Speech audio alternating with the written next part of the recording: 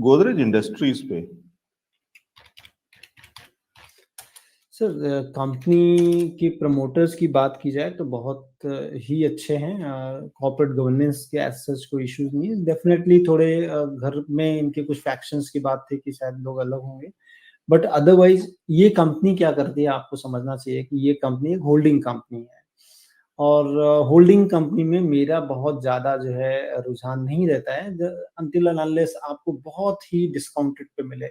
और holding companies को मतलब डिस्काउंट कैसे मार्केट करता है बहुत डिफिकल्ट है, because if you go group by group, मतलब आप देख लो टाटा में देख लो या फिर कहीं भी किसी भी हिंडाल्को वाली जो भी ग्रेजिम की ग्रुप है, अब होल्डिंग कंपनीज की वैल्यूएशन इज वेरी डिफिकल्ट। हम उनके शेयर्स को देख लेते हैं, उनका करंट मार्केट प्राइस देख लेते हैं, उस पर डिस्काउंट दे देते हैं, लेकिन बेटर होता है कि आप अगर उनकी इंडस्ट्री जो जो कि काम कर रही हैं। और मुझे लगता है कि गोदरेज ग्रुप में दो कंपनियां हैं जो मुझे अच्छी लगती हैं। पहला इनका गोदरेज सीपी है। अगर आपने इन्वेस्ट करना है तो गोदरेज सीपी में करो, वो ज्यादा जो है, अगर उसमें थोड़ा थोड़ा आपको करना चाहिए।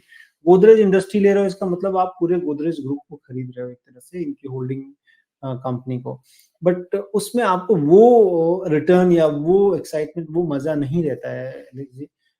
मैं तो एक बार फंड मैनेजर से भी एक बार बात कर रहे थे, दे वर शोकेसिंग देयर फंड की इसमें, और उन्होंने गोदरेज इंडस्ट्री ले रखी थी। तो मेरा यही क्वेश्चन उनसे भी था।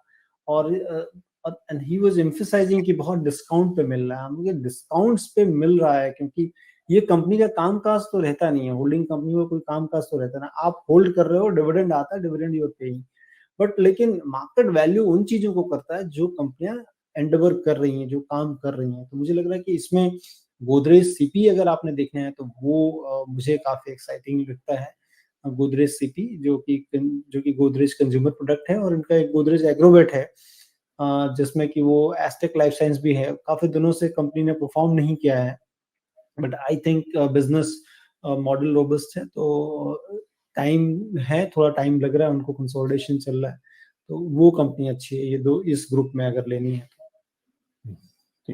लेकिन संतोष से कई लोग उस तरीके से भी सोचते हैं कि एक तरीके की हेजिंग है कि गोदरेज की इंडस्ट्री अगर हमने पकड़ ली तो गोदरेज ग्रुप के सारी कंपनीज आ गया, उसमें अगर किसी एक कंपनी में जाते हैं और उसमें कहीं कुछ रिस्क होता है, नुकसान होता है, वो अलग। यहाँ पे वो बैलेंसिंग हो जाती है, तो वो भी एक फंडा होता है, और वो अलग बहुत सारे लोग उस पर फोकस लेकिन करते हैं कि वो एलेक्स पूरी जी, बास्केट है। मैं बता रहा हूँ आपको, जैसे ये जो हेजिंग है या फिर बैलेंसिंग है, आप पूरा लाइफ टाइम बैलेंस ही करते रहोगे, कमाई नहीं होगी, बैलेंस ही होता हाँ, रहेगा। ये वही कंपनी उसके अच्छा साथ वो रिस्क करेगी, ये लिया कंपनी है। खराब करेगी, तो आप बैलेंस ही करते रह जाओगे, हाँ, यू विल तो वो not gate risk, that flavour.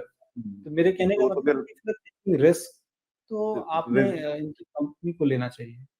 ठीक है, वो तो फिर आप वहीं पे पहुंचा देंगे कि सर रिस्क है तो इश्क है, तो चलिए ठीक है। लेकिन अगर गोदरेज इंडस्ट्री से मेरे पास 415 पे है तो क्या करना चाहिए? तो अभी देखिए, अब हम बात कर लेते हैं टेक्निकल्स की कि क्या इसमें प्राइस दिख रहे हैं। तो प्राइस में क्या दिख रहा है अलेक्स जी कि इसमें डबल बॉटम फॉर्मेशन है डेली चार्ट पे।